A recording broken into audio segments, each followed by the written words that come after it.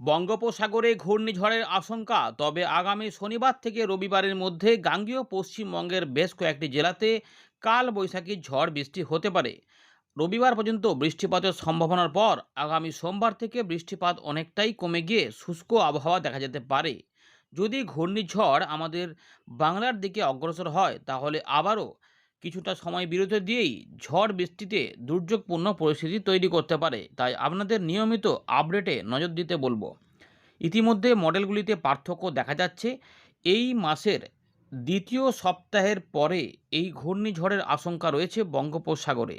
মৎস্যজীবীদের বর্তমানে কোনো সতর্কতা সম্ভবত নাই, তবে এই ঘূর্ণিঝড় এলে আবার নতুন করে সতর্কতা জারি হতে পারে।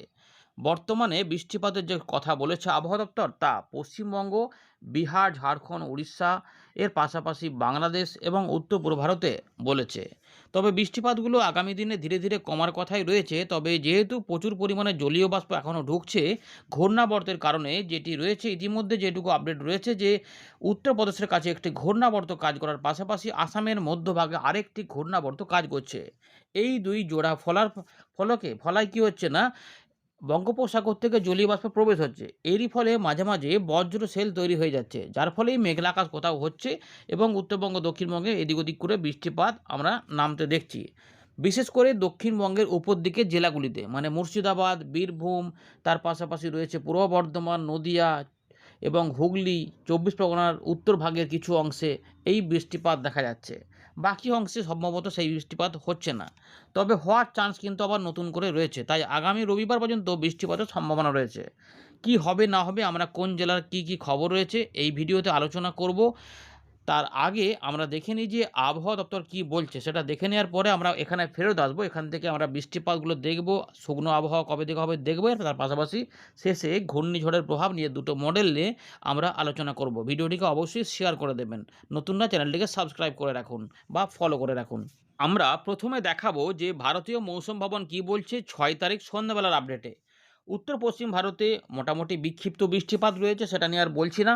উত্তর পূর্ব ভারতে আগের থেকে বৃষ্টিপাত কমে আসবে, তবে আগামী 10 তারিখ পর্যন্ত আসাম, মেঘালয়ের এই অংশে বৃষ্টিপাত চলবে।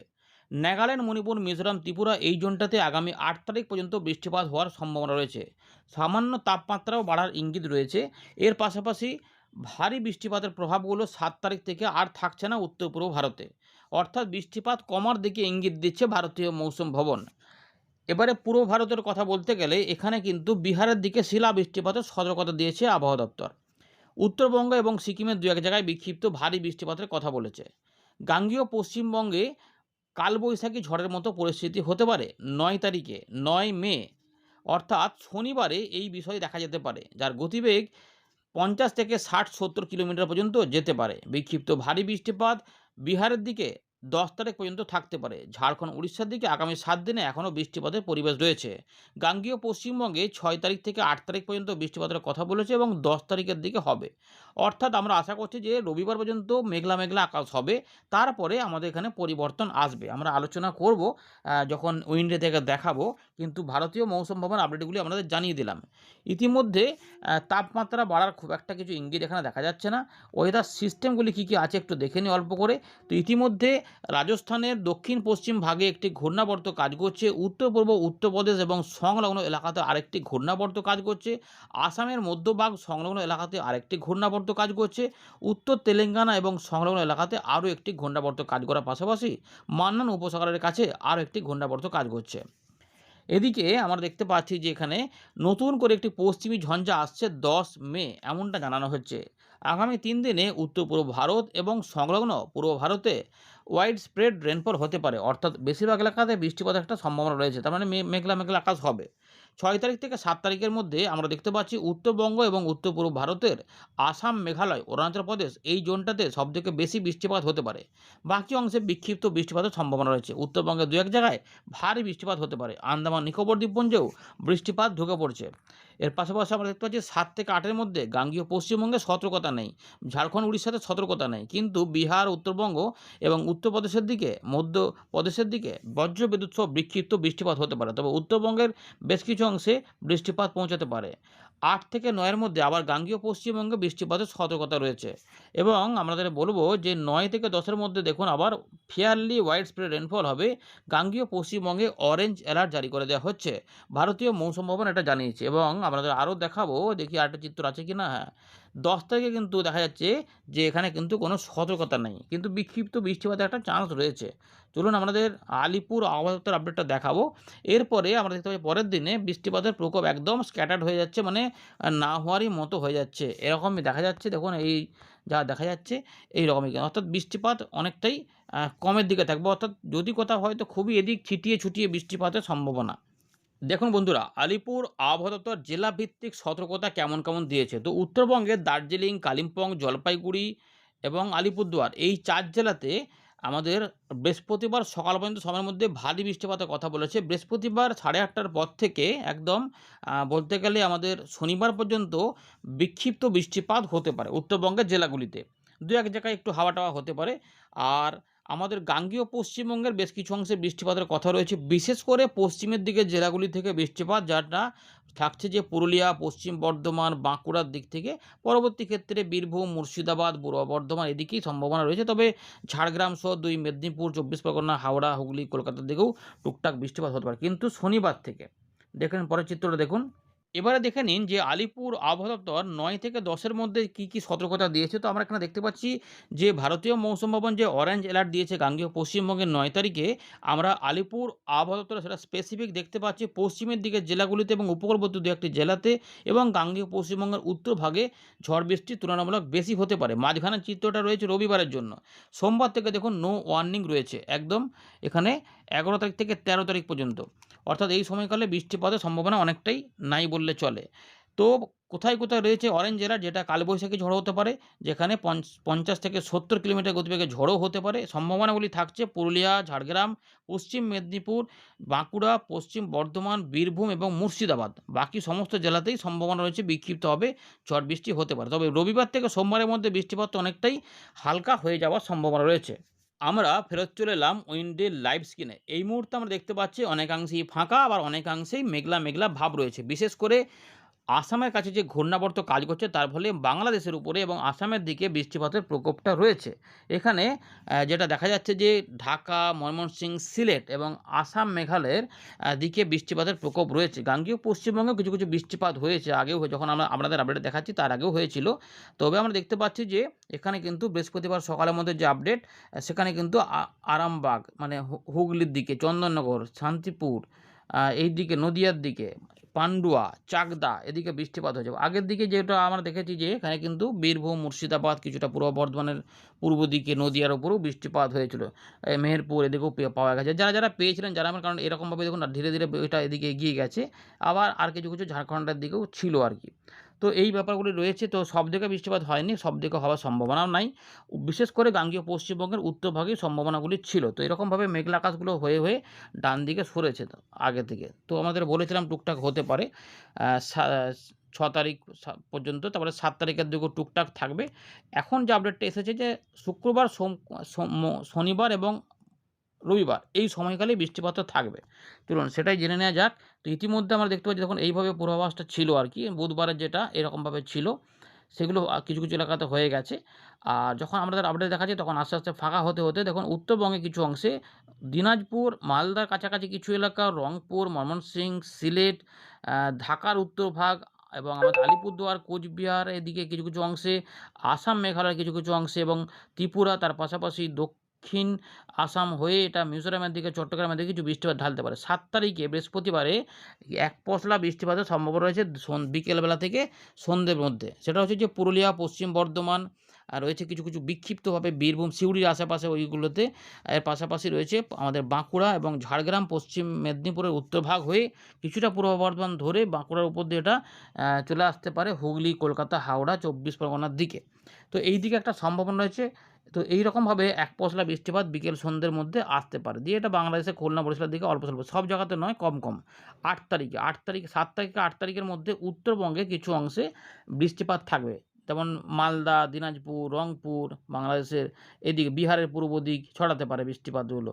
রাজশাহী, ময়মনসিংহ, সিলেট, কিছু কিছু আমাদের আলিপুরদুয়ার, কোচবিহারের দিকে অল্প স্বল্প বৃষ্টিপাত এরকমভাবে আসতে পারে 7 থেকে রাতের থেকে 8 এর সকালের মধ্যে বা বেলা পর্যন্ত। 8 এর দিকে বৃষ্টিপাত অনেকটাই কম থাকবে, কিন্তু উত্তর ভাগে বৃষ্টিপাত থাকবে।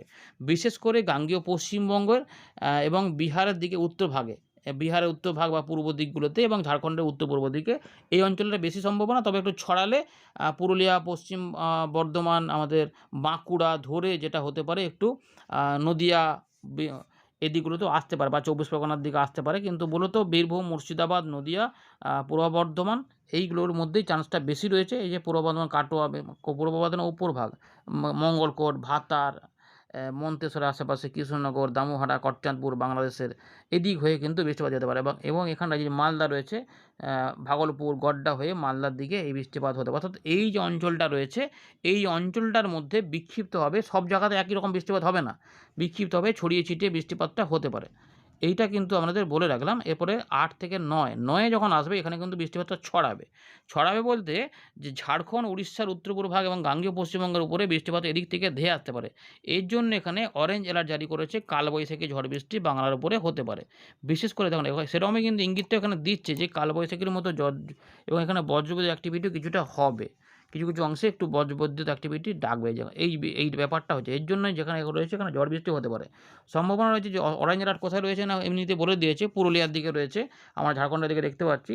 পুরুলিয়া, পশ্চিম বর্ধমান, বাঁকুড়া, ঝাড়গ্রাম এবং তার সঙ্গে 2 বর্ধমান, বীরভূম, মুর্শিদাবাদ এদিকগুলোতে বলেছে। তো আমরা এখানে দেখতে পাচ্ছি যে জোরালো বৃষ্টিপাত এখানে বিশেষ করে পুরুলিয়া, বাঁকুড়া, 2 বর্ধমান, এদিক হয়ে ঝাড়গ্রাম, মেদিনীপুরের উপর দিয়ে এটা কলকাতা, হাওড়া, হুগলি, 24 পরগনা, নদিয়া ধরে দেখা যাচ্ছে উত্তর ভাগ হয়ে মেদিনীপুরের দিকে এখানে আসতে পারে। মানে 9 থেকে 10 এর মধ্যে এই বৃষ্টিপাত হতে পারে। কোথাও একটু বেশি, কোথাও একটু কম করে হতে পারে এবং বাংলাদেশের রাজশাহী সঙ্গে যেটা হবে খুলনা, বরিশাল, ঢাকা, চট্টগ্রাম বিভাগের দিকে যেতে পারে। ত্রিপুরার দিকে পৌঁছাতে, পৌঁছাতে এটা হালকা হয়ে যাবে বলছে। চান্স খুব কম। 10 তারিখে অনেক জায়গাতেই দেখবেন ফাঁকা, ফাঁকা থাকবে এবং এক পশলা বৃষ্টিপাতের ইঙ্গিত রয়েছে। এই মুহূর্তে কিন্তু রয়েছে যে একটু মাঝারি ধরনের বৃষ্টিপাত বা 2-1 জায়গায় মাঝারি ভারীও হতে পারে। যদিও হালকা করে বৃষ্টিপাতের কথা বলেছে আবহাওয়া দপ্তর, কিন্তু এই মুহূর্তে যেটা খবর পাওয়া যাচ্ছে এখান থেকে যে পুরুলিয়া, বাঁকুড়া, তার পাশাপাশি কিছুটা বর্ধমান সাইডে এবং একটু নদিয়া, 24 পরগনার উত্তর ভাগে, পরের দিকে মেদিনীপুরের দিকেও একটু জোরালো বৃষ্টিপাত, হাওড়া, হুগলি, অর্থাৎ 9-10 এর মধ্যে একটু বেশি বৃষ্টিপাত হতে পারে। এরপরে এই 11 তারিখ থেকে বৃষ্টিপাতগুলো অনেকটা কমতে থাকবে। 11, 12, 13 তারিখের দিকে, 14 তারিখের দিকে কমতে থাকবে। কারণ বঙ্গোপসাগরের সিস্টেম তৈরি হলে কিন্তু কমে যাবে। কিন্তু এই মুহূর্তে দেখা যাচ্ছে যে তার আগে এরপরে দেখা যাচ্ছে যে উত্তর পূর্ব ভারতে ভারী বৃষ্টিপাত হতে পারে 15 তারিখের দিকে। এই মুহূর্তের খবর। চলুন এবারে উইন্ডি থেকে আমরা ঘূর্ণিঝড় সম্পর্কিত আপডেটটা আপনাদের দেখাচ্ছি। মাঝে, মাঝে আপডেটে পরিবর্তন হচ্ছে, তবে বঙ্গোপসাগরে একটা সিস্টেম হতে পারে সম্ভাবনা খুব প্রবল রয়েছে। এই মুহূর্তে আমরা মাঝে, মাঝে দেখছি যে কখনো আরব সাগরের দিকে দেখাচ্ছে, কিন্তু বঙ্গোপসাগরে সেটা সৃষ্টি দেখা যাচ্ছে। দক্ষিণ পশ্চিম বঙ্গোপসাগর, কখনো দক্ষিণ পূর্ব বঙ্গোপসাগরে, মাঝে, মাঝে বাংলার দিকে আসছে, মাঝে, মাঝে উড়িষ্যার দিকে যাচ্ছে, কখনো সখনো অন্ধ্রপ্রদেশের দিকে, কখনো আবার অন্ধ্রপ্রদেশ ওইসব তেলেঙ্গানা পার হয়ে একদম আরব সাগরে গিয়ে ঘূর্ণিঝড় হয়ে যাচ্ছে। দেখি এই আপডেটে কী পাওয়া যাচ্ছে। এই মুহূর্তে আবার আগের আপডেটের থেকে একটু পরিবর্তন হয়েছে। 15 তারিখ, 16 তারিখের দিক থেকে দেখা যাচ্ছে আবার আরব সাগর। এই মুহূর্তে ইসিএমডব্লিউ মডেল আবার পাল্টেছে। এখানে দেখা যাচ্ছে আমাদের গোয়ার আশেপাশে এই যে দক্ষিণ পূর্ব আরব সাগরের দিকে বা পূর্ব মধ্য আরব সাগরের দিকে ভারতের উপকূলে একটি ঘূর্ণিঝড় এগিয়ে যেতে পারে এবং এইটা কোথায় কতদূর যেতে পারে, এটা গুজরাটের দিকে, মহারাষ্ট্রের কাছে যেতে পারে। এই দিকটা এই মুহূর্তে কিন্তু এটা দেখাচ্ছে। কিন্তু আমরা দেখে নেব জিএফএস মডেলে কী পাওয়া যাচ্ছে। একই রকম পাওয়া গেলে তাহলে সেরকম দিকেই ধরতে হবে। কিন্তু পার্থক্য থাকলে এখনও কিন্তু পার্থক্য আছে। আমরা দেখতে পাচ্ছি এখন জিএফএস মডেল কন্টিনিউ দেখা যাচ্ছে যে বঙ্গোপসাগরে শক্তিশালী ঘূর্ণিঝড় হতে পারে, যার নাম অর্ণব। এটা হতে পারে। তো 12 তারিখের দিক থেকে 13 তারিখের মধ্যে বঙ্গোপসাগরে এর শক্তি বাড়াতে, বাড়াতে খুব দ্রুত গতিতে একদম আমাদের উড়িষ্যার দিকে চলে আসতে পারে এবং এটা যদি হয় তাহলে বঙ্গোপসাগর উত্তাল হয়ে যাবে। তাই মৎস্যজীবীদের অবশ্যই অ্যালার্ট থাকতে হবে। উড়িষ্যা, পশ্চিমবঙ্গ, বাংলাদেশের মৎস্যজীবীদের, অন্ধ্রপ্রদেশের মৎস্যজীবীদের পশ্চিম মধ্য বঙ্গোপসাগরের দিকে, এদিকে উত্তর পশ্চিম বঙ্গোপসাগর এই দিকগুলোতে অ্যাটাক করতে পারে। যদি এটাও হয় তাহলে কিন্তু দেখা যাচ্ছে উত্তর অন্ধ্রপ্রদেশ এবং দক্ষিণ উড়িষ্যার এই যে ব্রহ্মপুর, যেখানে মাঝে, মাঝে ঘূর্ণিঝড় অ্যাটাক করে দেয়, ব্রহ্মপুর, শ্রীকুলাম, তো এই দিকে আপাতত দেখাচ্ছে যে ঘূর্ণিঝড়টা এখানে অ্যাটাক করে দিতে পারে। কিন্তু এটা যে কোনো সময় আমরা আগের আপডেটে দেখছিলাম যে এটা পশ্চিমবঙ্গের দিকে দেখা যাচ্ছিল, বাংলাদেশের দিকে দেখা যাচ্ছিল। তো এই জায়গার উপরে কিন্তু বৃষ্টিপাতের প্রকোপও থাকবে। যদি এটাও হয় তাহলেও কিন্তু প্রত্যক্ষ যদি নাও হয়, পরোক্ষ প্রভাব হয়তো 15 তারিখের দিক থেকে, তার মানে বৃষ্টিপাতের প্রকোপ। তার মানে যেটা ভালো করে দেখুন এখানে পরিষ্কার বোঝা যাচ্ছে যে 10 তারিখের পর এই যে এই এলাকাতে 11 তারিখ থেকে 11, 12, এবং ১৩ তারিখ পর্যন্ত আপাতত বলেছে যে কোনো সতর্কতা নেই। তার মানে ১৩ তারিখ এবং ১৪ তারিখ। ১৪ তারিখ পর্যন্ত সময় পাওয়া যাবে, একটু আবহাওয়াটা শুষ্ক পাওয়া যেতে পারে। মানে এই সময়তে বৃষ্টিপাতের পরিমাণ প্রায় না থাকার মতো। কিন্তু ১৪ তারিখের পর থেকে আবার জলীয় বাষ্প ঢুকবে, যেটা টেনে নেবে সেটা কিন্তু আস্তে, আস্তে আবার ফিরিয়ে দিচ্ছে। এই সিস্টেম যদি হয়ে যায় তাহলে কিন্তু এখানে দুর্যোগ হয়ে যেতে পারে। আর যদি পশ্চিমবঙ্গের দিকে বাংলাদেশে চলে যায় তাহলে দিকে চলে আসে খুলনার দিকে বা বরিশালের দিকে, তাহলে দুর্যোগ হবে বাংলার উপরে। এই রয়েছে আপাতত খবর। ধন্যবাদ।